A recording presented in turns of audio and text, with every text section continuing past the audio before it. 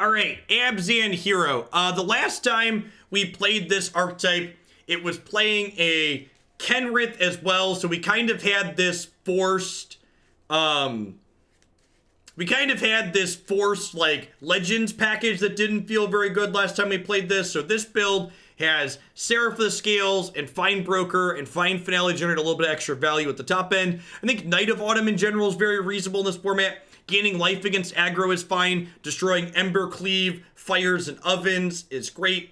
So let's go ahead and play some matches here with this one and see how it goes. Oh yeah, listen, I was a teenager in the 2000s, chat. I watched a lot of Buffy and Angel and Charmed. All the bad magic fantasy shows were watched at some point for the most part.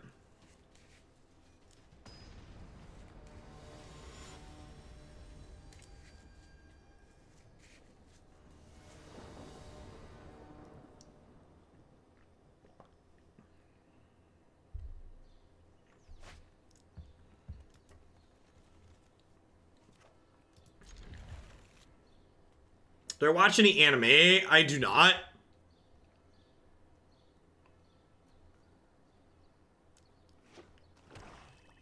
Don't go talking about Buffy. Like, listen, Buffy's corniness is part of its appeal, but trying to say that it's not that is just aggressively wrong.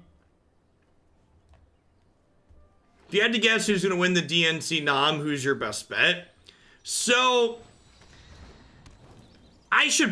so part of the thing is, actually, here's a history question. For people who pay attention, how many people, historically speaking, make it onto the primary ballot? Like, how many people will be are on the DNC primary ballot, historically speaking, on average?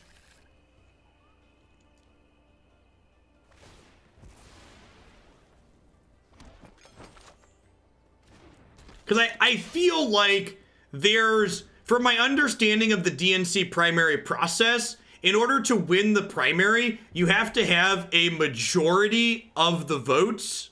Not just a majority, you have to have over 50% of the votes, not just a simple majority. Which means that there's a chance that, like, enough people hit the primary that nobody gets more than 50%. Because they reworked how superdelegates work after what happened with Bernie and Hillary in 2016. But if a single person doesn't get 50% of the votes, I believe superdelegates still come in, right? So there could be some funkiness in that still. No, I don't think, I'm pretty sure you need 50%. I'm pretty sure simple majority doesn't do it. If someone has a source that says I'm wrong on that, I thought I remembered reading that.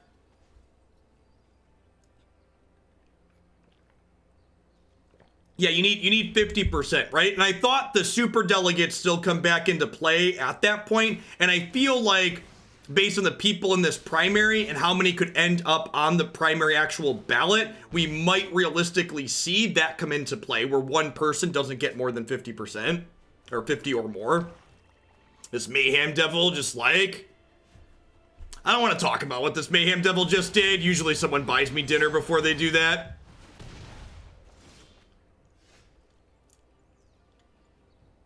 The good news here is, even though this only costs 3, it still has a 4 converted mana cost, so I can despark this Mayhem Devil.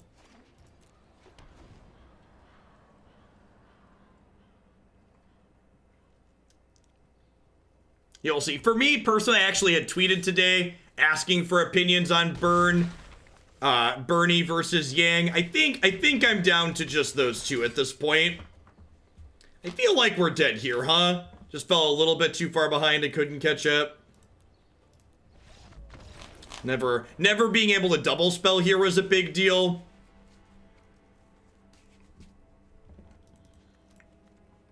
Tolsimir and Tristani both seem excellent.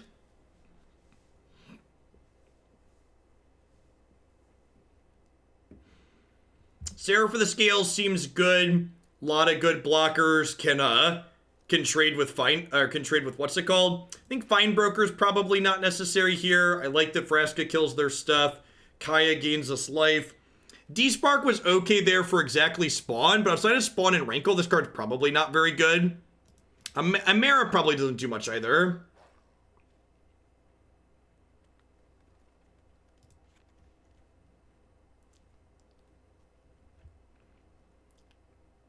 Hey, thanks, Solacrane. I appreciate that. Welcome, welcome.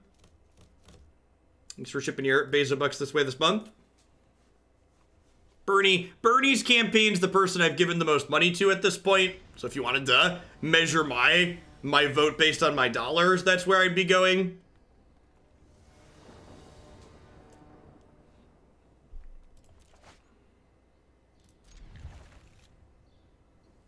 I think part of the appeal of Yang is I think there's a non-zero chance. Like, as weird as it is to say, I almost feel like UBI has a better chance of getting actually passed as legislation than Medicare for All does.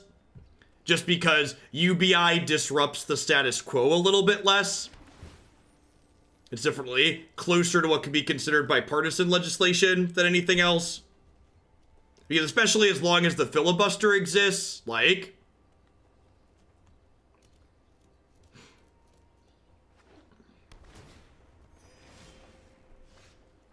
I actually have watched The Magicians. Netflix actually just notified me that the 4th season of Magicians was on Netflix. Magicians is great. If you haven't watched The Magicians, it's like M-rated Harry Potter. It's like if Harry Potter students went to grad school and the show was rated TVMA. It's very good.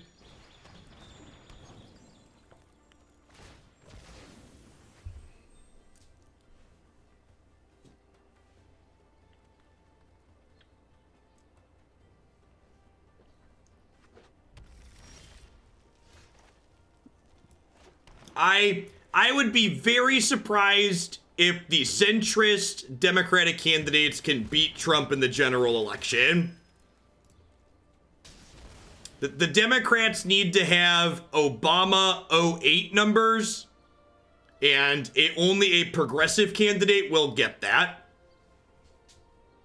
What's UBI? UBI stands for Universal Basic Income. It's the idea that everyone who's an adult in the United States gets a guaranteed income every single month.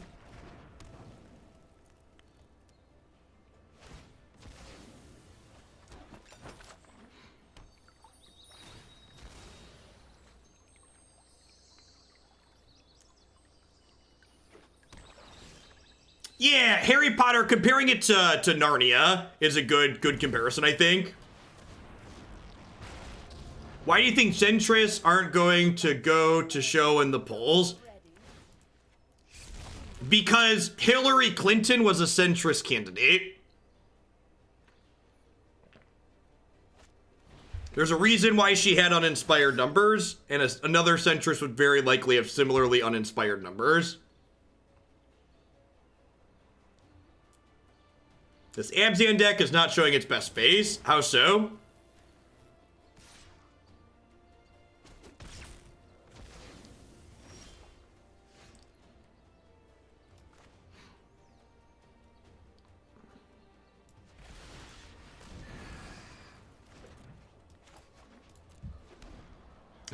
At least Clinton wasn't an old white dude. I feel like Bernie's like the first and last old white dude I'd vote for in politics at this point. Just pretty over the rest of it. I think our lack of second white source here means I'm just supposed to Seraph, and then we can trade the Seraph for the Midnight Reaper, and then we can find them back next turn, which is appealing. I really liked Bernie's jab at Biden and Buttigieg in the last debate about how many billionaire donators they had to their campaigns. It was good. It's good television.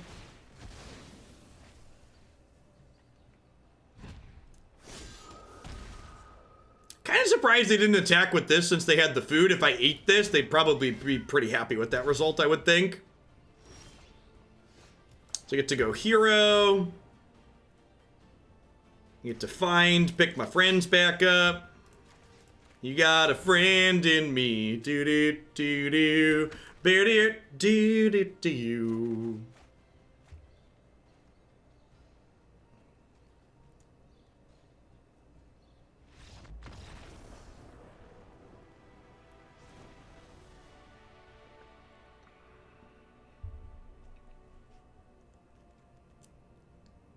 Does a 1 CMC card with 2 color? Yes, it does, Vernashio. Cards like Footlight Fiend do trigger hero.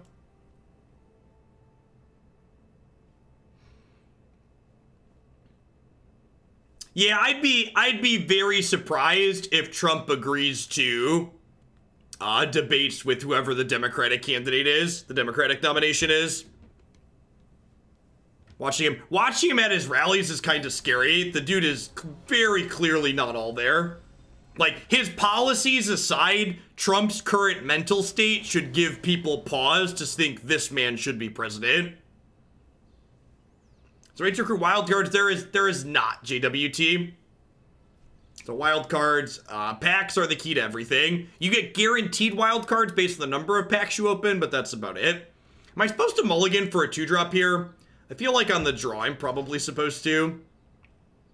Sounds much better. I'm gonna bottom this Despark. He has nothing to gain and everything to lose by getting on a stage with them. I agree.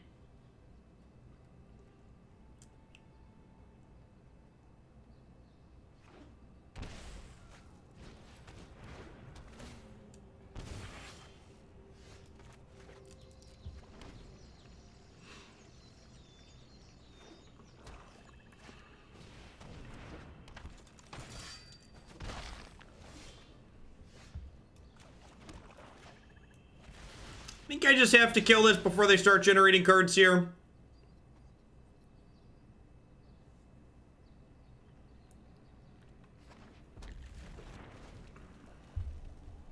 The problem with trophying their 2-drop here is it gives them a chance to generate a double spell turn. If they have a good double spell turn this turn, I'm in trouble. They don't have a land. That's good for me.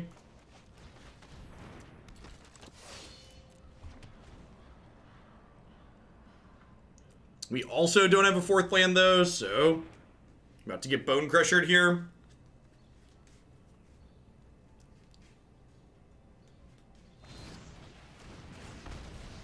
Rough. Really want to draw an untapped land so we can play this Seraph. Wow. I don't know if that's beatable from here.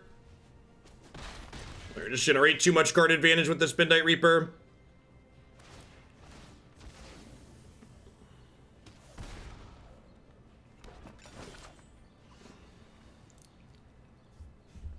Yeah, I mean, like, I don't even, I guess I'm doing this, but like, this is giving them a land and drawing them another card while I'm also stumbling. So really seeing that drawback part of Trophy being super relevant here. Like giving our opponent lands who has all gas in their hand while we're also stumbling feels exceptionally bad.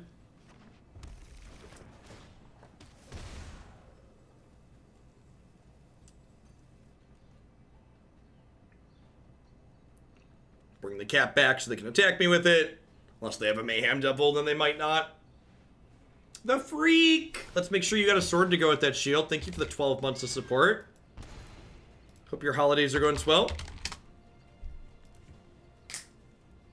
Do-do-do-do-do-do-do-do-do.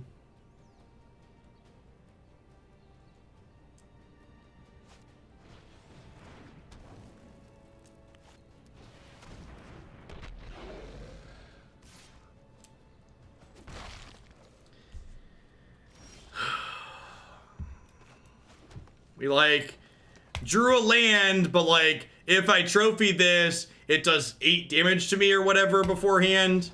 Then the cat just kills me. A little too slow and chunky. It really feels like these mid-range decks have a hard time keeping up with the value these other decks are able to pump out.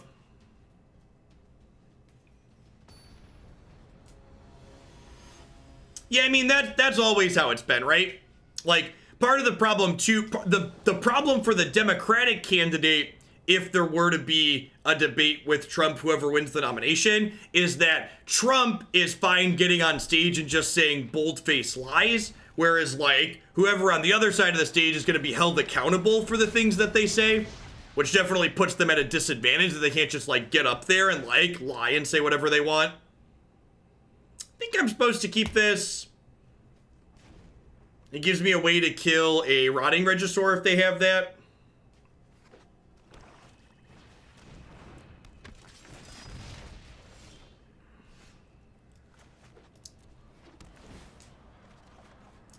The fact that this deck only has 6 non-assassins trophy 2-drops has felt a little bit clunky. I don't know if Corpse Knight is the right card.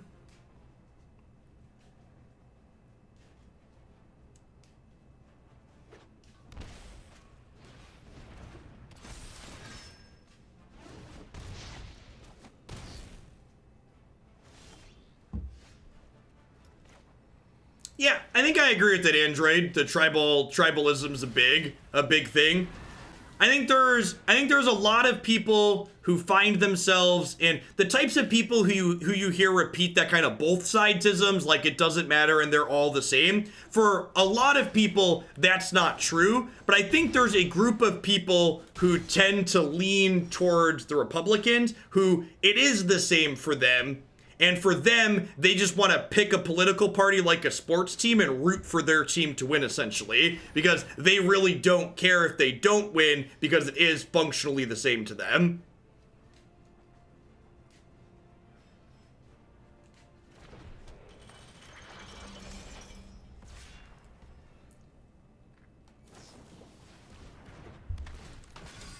Probably dead here. I get to block this, and then take 5, just like any other point of damage kills us.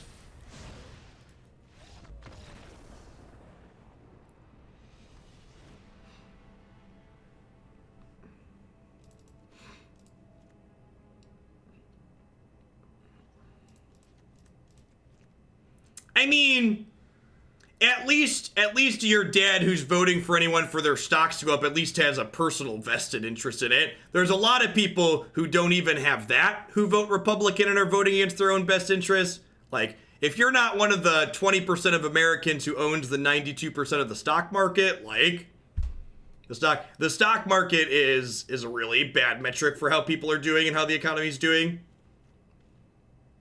It does, Marty. It definitely feels like we haven't gained anything super meaningful, and like the other decks got more powerful. How woke do you think most? What do you mean by woke? Do you mean capable of empathy and caring about other people? Is that what you mean by woke? Usually when people use the term woke, it's in a pretty negative context in my experience. They're using it in a way to say that caring about other people and doing things that help others are bad. How many are napping right now? That's the good. I'm not sure how many are currently sleeping. Something that helped me in your Kesis build is Glowspore Shaman. It helps hit land drops, and it's a 2-drop. I think Glowspore might be better than Emmara. God, Glowspore just is. I have never felt. I've never cast a Glowspore Shaman and been like, yeah, that was a Glowspore Shaman. That's awesome. Like a 3/1 for 2. It's just Glowspore Shaman just isn't Satyr Wayfinder. Is the nicest way to put it.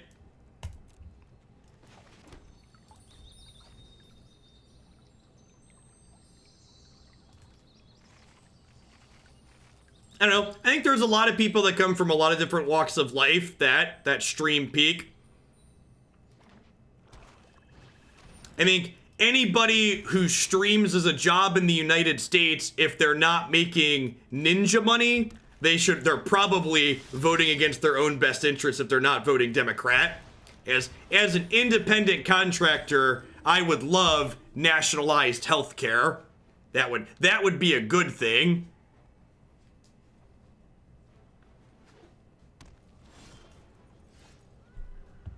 be a net positive in my life.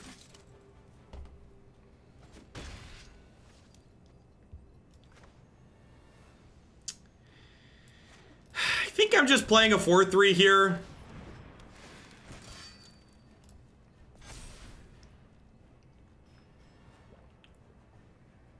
I mean, to be fair, even when this archetype had check lands, your mana was still frequently awkward. I don't think Fabled Passage is that much more awkward.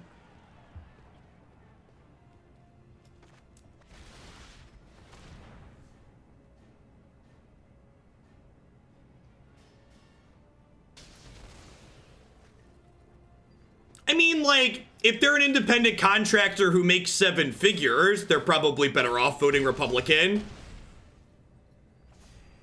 Why not make them pump? Because then they block one of my creatures, and making them pump doesn't really do anything, right? There's no reason for me to, like, let them block my 4-3. Like, what is getting them to use their mana there do? It doesn't do anything, right?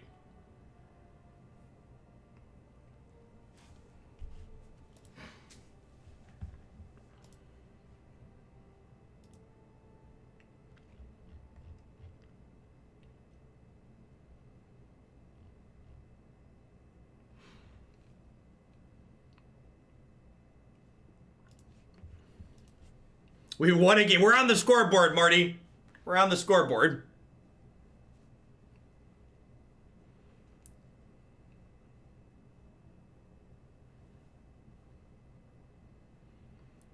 Would cool Neoform be a valid deck build around? I don't think so. I don't think there's really anything competitive or interesting to do with Neoform in Standard or Historic.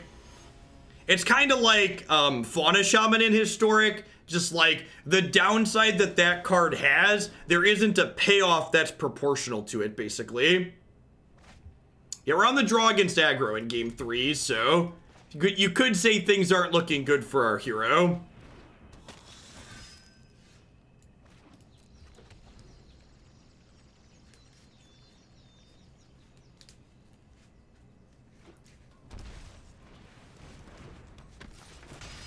Yikes. This card's very menacing.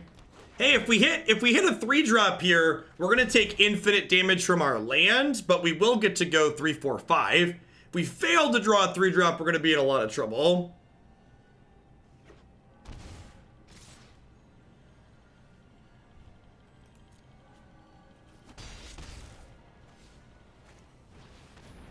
Yes, Fauna Shaman is historic legal. So every quarter, they're injecting 15 to 20 cards directly into historic. And this first batch included Fauna Shaman. Now, it's worth noting that how I sequenced my lands, if I would have drawn an Assassin's Trophy here, I would have been pretty far behind. All right, I'm going to try one more with this, but this might be a quick deck. This one. I don't really know that there's things that we can do to make this not just be a pile of clunk that gets run over.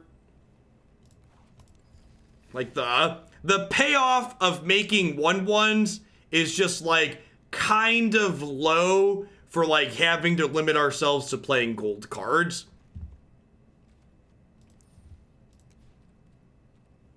This is the TLDR.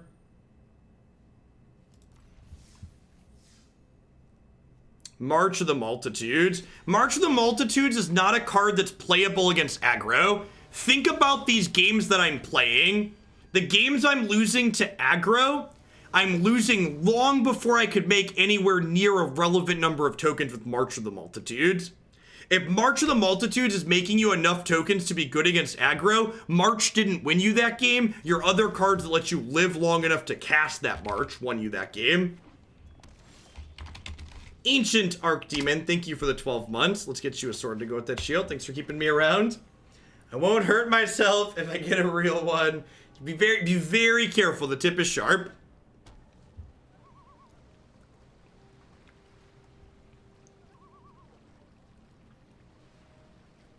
Yeah, March has never really felt like anything other than like a win more card. All right, sweet. So some kind of ramp or flash deck here. We'll get a chance to see how our deck performs against something else. That's not just aggressive, because we have not felt competitive against the aggressive decks.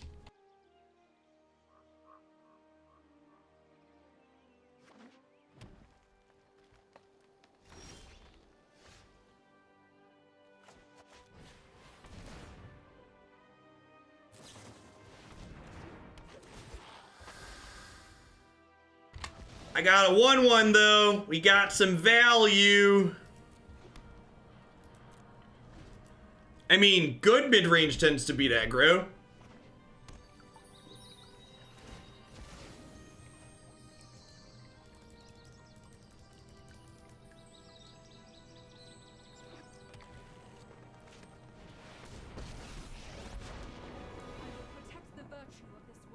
Great, no blocks, take 6.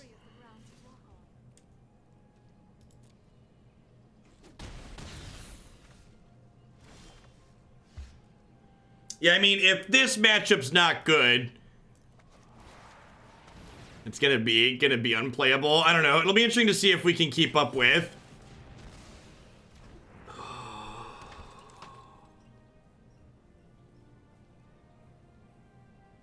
All right, so we're dead.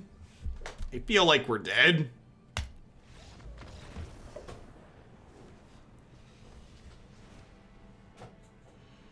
So it's not a shame land. I wouldn't have played that card untapped regardless. It was a shock land, chat. I don't think there's a reason to play around Quench there. If you want to give me a reason we should play around Quench, we can talk about it, but I don't think there's a reason to play around Quench in the dark there. So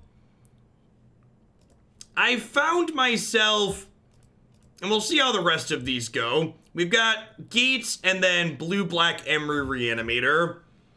I might be done accepting standard donation decks until the new set drops. I haven't mind playing standard with good decks, but the tier 2 decks in this standard format have felt real bad. Just consistently underpowered and mediocre. Every time we load up random brewer submission in this format, it's just been like one dumpstering after the next.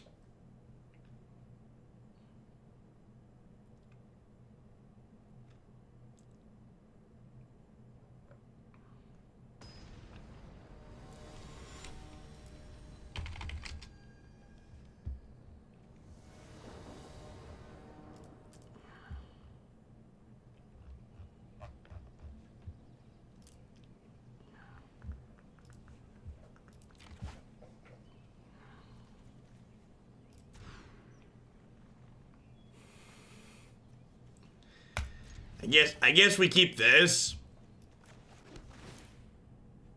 All right, hit the untapped land, so we get to get this down, so that's nice.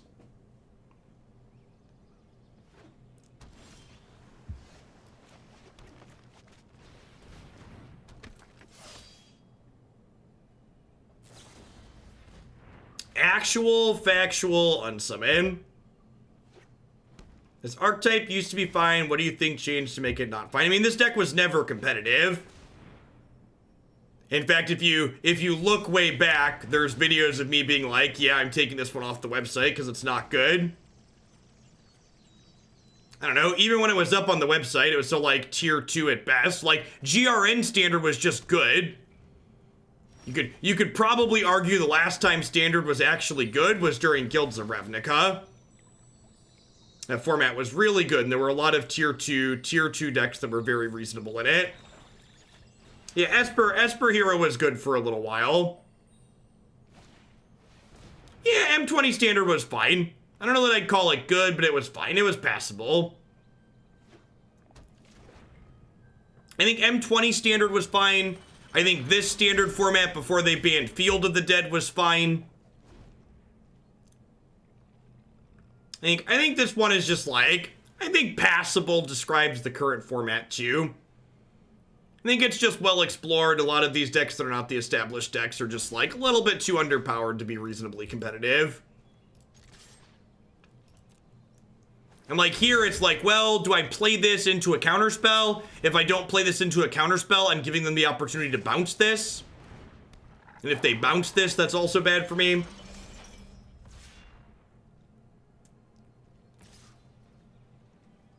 So they just like have another Night Pack Ambusher here. Thanks to the 23 months, Peak Infern. I appreciate that. Welcome back. Open the draw on untapped land here. Perfect. So now I can play 2 removal spells here, which is great. Hey, thanks for the entire year, Tide Crims. Let's get you a sword to go with that shield.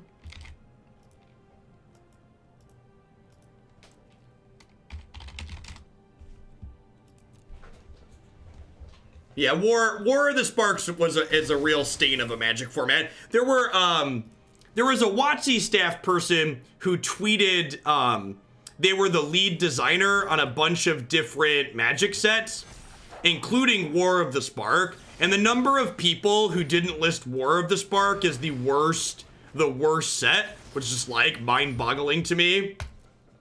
I think War of the Spark negatively impacted basically every format of Magic.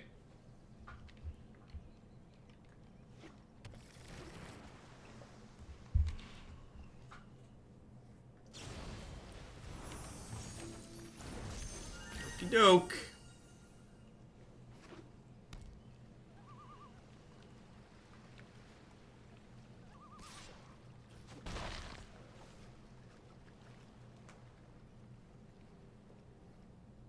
What was bad about War of the Spark? War of the Spark introduced a number of cards that I would describe as prison-style cards.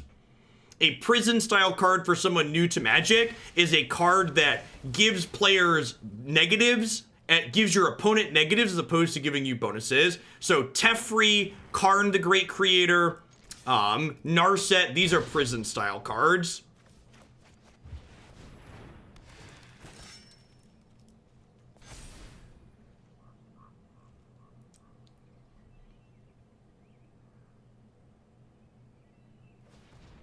Yeah, I mean, Magic's got a lot of variance in it, K9.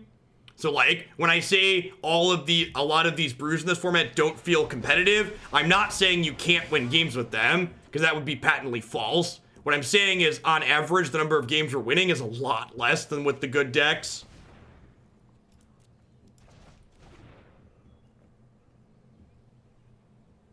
Yeah, Trophy ramping the Nissa Hydroid Crisis deck also feels not great. Assassin's Trophy's been stellar. Or been a lot less than stellar. Yeah, I don't know how we ever win. Feels bad, man. I guess they're dead, huh? It's gonna be okay. I get to do this. Maybe they don't have a bounce spell. Oh no, we're just dead on board, right? I play this. They Nissa, we're dead. Right? We lost the race. They have two attackers. All right.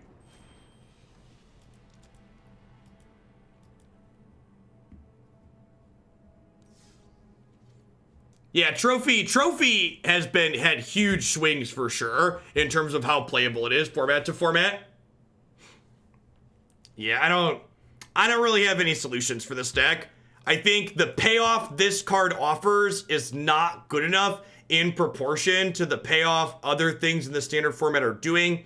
And the cost of having to play a bunch of gold cards in your deck makes it just not good enough. Both this and the last Abzan hero deck we played just didn't feel competitive. A lot of the tier 2 decks haven't felt competitive in this format. I have been enjoying playing Blue-Red Flash and the various Oven decks like Jund Oven.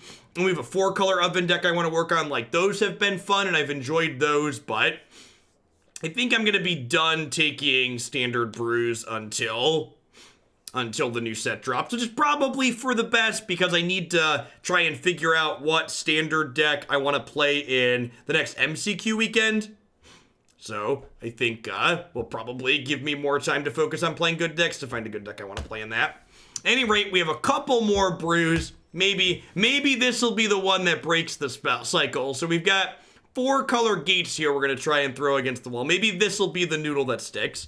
I'm going to go ahead and get things set up here. I'm going to run a quick 60-second ad break while I do that. Don't go anywhere. Thanks for hanging out.